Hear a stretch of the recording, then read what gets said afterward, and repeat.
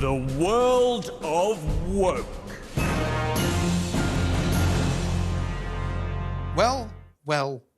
Who would have thought it? Jeremy Hunt made a joke at the dispatch box this afternoon, and it wasn't all that bad. Better still, it was at the expense of two Labour heavyweights, though not necessarily in the political sense. Earlier in the week, Peter Mandelson got into some hot water after fat-shaming Sir Keir Starmer while he was talking about winning elections on Times Radio.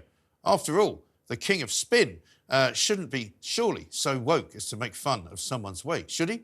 The Dark Lord, as Mandelson is known, was asked what advice he might want to give the Labour leader. And just to be completely sort of even-handed about it, I think that by the same token, Keir Starmer needs to shed a few pounds, and that would be an improvement.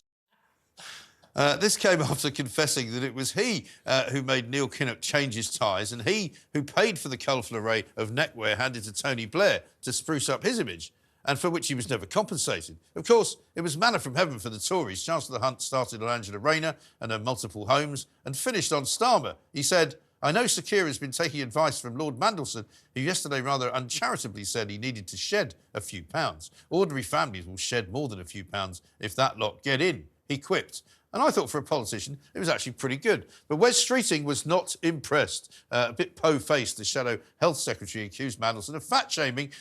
"He should know better," said Wes. "Let me tell you, we have seen the odd paunch from Peter over the years, so people in glass houses shouldn't throw stones." Trouble is, they can't help it, can they? Image is everything to these strutting peacocks. They all look in the mirror and think they look better than they actually do. I mean, I remember when Mandelson had a moustache. Starmer was offered the chance to join Jeremy Hunt for a spot of marathon training. But aside from the odd football match, Starmer hasn't given much away about his exercise regimen. But don't be surprised if you suddenly see him at the running track. He's already confessed to eating a box of late-night takeaway chicken once, even though he's meant to be a vegetarian. Then it was that controversial curry in Durham during COVID.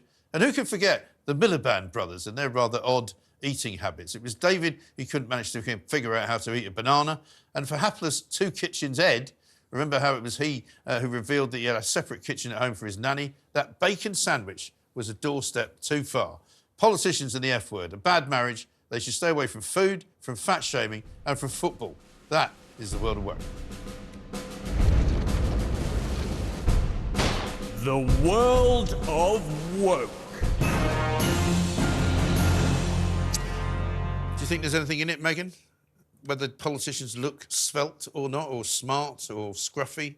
I think some do and some don't. I've worked for politicians before who have needed some help, some that haven't. And, you know, you just have to be firm with them and say that. But do you think the public care how they look?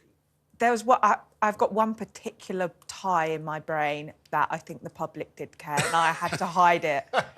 It was this. Because, you know, people who work with Boris Johnson say that one of the things that he was famous for doing was ruffling his hair. Oh, yes, absolutely. Before he went out to speak and making sure that he had holes in his shoes. And if you go back to when he was London Mayor, that wasn't there. Yeah. It wasn't there. And he didn't talk like a bumbling idiot then either. He's actually really coherent, talking like us.